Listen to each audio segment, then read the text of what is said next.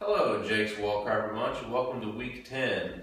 Every year we kind of do, it originated in the first year when Dave posted a picture of a giant wiener inside of a pair of whitey tighties, and that was definitely not safe for work when I opened it up at work that year. But this is the log jam week where things get a little tight and heavy. Absolutely. I think we're probably in the same situation as we were last year, which I think really what contributes to it is having that one less roster spot. And I think that ever since we've done that, it's really kind of made this league pretty much tight when it comes down to the end of the season. Well, I think the big thing is the learning curve over the past several years. Everybody's a lot better player than they were 4 years ago. Absolutely. So what we've done is the same as last year. Last year we did have a special guest who was silent. We had a silent Tupac, aka Mr. Souder, holding the board last year. And what we did at this same time when we had 4 games left was kind of breaking down of where we thought each person was going to end up, with the remaining schedule. And so let's get it started. Well, let's go work our way from the top to the bottom here with kind of how the current records stand and kind of see how we see the season developing. So John is our number 1 spot here at 6-3. He's got an okay schedule the way out. I see him going 500. I mean, he's got me, Nick, both tough matchups. He's got Todd, which we know where Todd is, and then and Matt, whose team is hit or miss. And John, I told you you're going on a 3-game skid. I think you're going on a 4-game skid. I think you lose to Robbie and Nick. Todd is a given. He's everybody's bitch at this point. And Matt, I'm still confused on even how you are even in the playoff conversation at this point. So 5-game skid, John. But good news for you, I think you'll end up at the 3rd seed. So moving on to Austin, which may be shocking, but we're looking at, both Robbie and I have Austin at 1-3.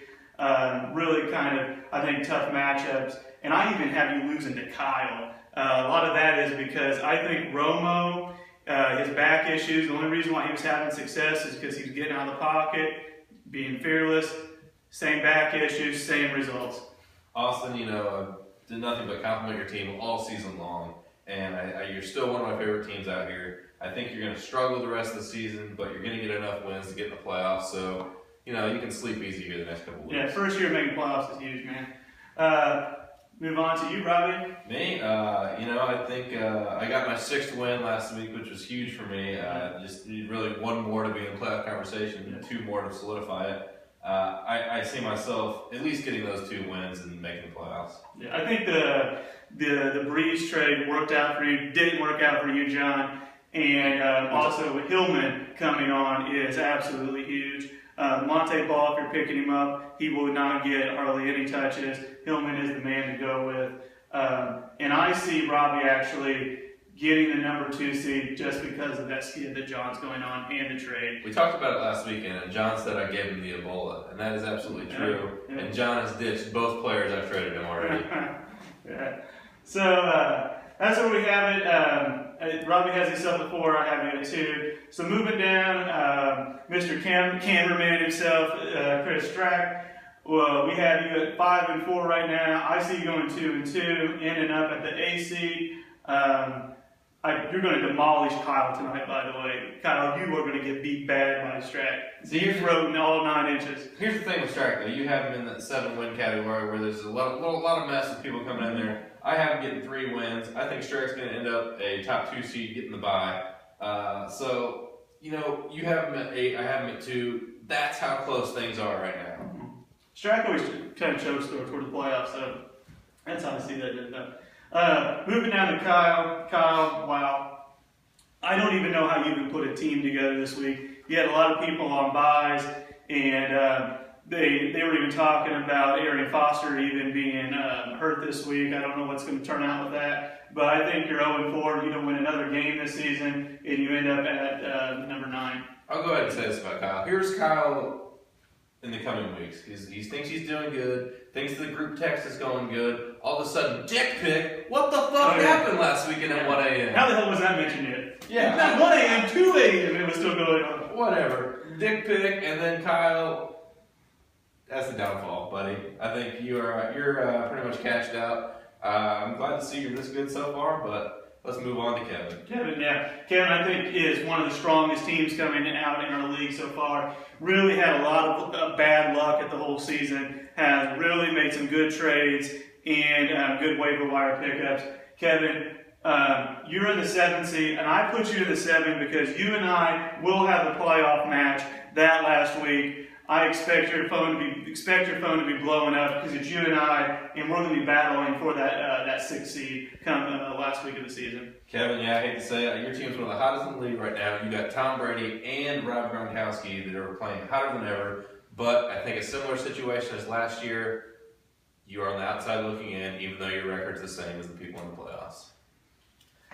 So we move down to Nick. Nick, if you ever had a season, I think you're always on the cusp of win. We say that a lot during the videos. Robbie has you going 4-0 for the rest of the year, being that 9-4, and being the number 1 overall seed. So if you're going to win, this is your year, man. If there's any team in the league that's underachieving at this point, it's Knicks. And granted, a lot of that's probably due to the AJ Green injury. But at 5-4, he's in an okay position, but he's going to win out, and he has by far the easiest 4 games left on anyone's schedule. So moving down to Kerry, Kerry's at 4-5, which I thought that you were really kind of better all year, but then your team kind of started to show itself. I really do think you're a 4-5 team at this point, but I do think that you are going to win 3 of those games because I think that a few of these guys have buys that are going to kind of benefit you. So I think I'm going to start calling Kerry loose leaf because her team is so damn good on paper. Yeah. And she should be better than she is now. And I think that I think she's got a favorable schedule the way out. 3-1. She'll make the playoffs. I agree. With me, like I said, it's going to come down to Kevin and I. I have Fred Jackson coming in. CJ Spiller-Sher is going to pick up a lot of points. And I did pick up AP. If that dude gets back, it is on, Kevin. You might as well just ship it in, stay up in Canada because it's over. The Jews are running over Canada. If anybody in this league gets first prize for drinking their own Kool-Aid, it's this guy right here. But Kerry, Kevin, Waylon, those 3 are going to be in that 5 seed to 8 seed. I need points, by the way. I need points, and I need to score big. Robbie and I talked about that earlier. Matt, you at 4-5 this point. I see you going 0-4, ending up in that 10 seed. Robbie has you 1-3. You play John and I in Austin. You got a really kind of tough schedule. And Brent, I still don't think he's a 12. I think he should be better now that Brent, you are 12. So Matt, I love you to death, but I've hated your team all year, and I continue to hate your team. You're not making the playoffs. Keep being competitive. And stay soft. We know that. So it's okay, little guy. Todd, who I think by far is the worst team in this league, without a question. He ends up at the 12 seed. He's 3-6 now. Should be 0-13. I don't know what else to say. At this point, you say Brent ends up with more wins than Todd. Yeah, absolutely. That's embarrassing, Todd. Yeah. After being the silver medalist for 2 years in a row. Yeah, I don't know what you're going to do about that, Todd, but it's over, man. Finally. Brent Berry. This guy's playing for pride at this point. Yeah. He's trying to fuck people over for playoff spots. I feel like we have this conversation every year about Brent. Yeah. Brent's like, what are you playing for? Pride, fucking people over. Yeah. I'll keep on drafting Doug Martin.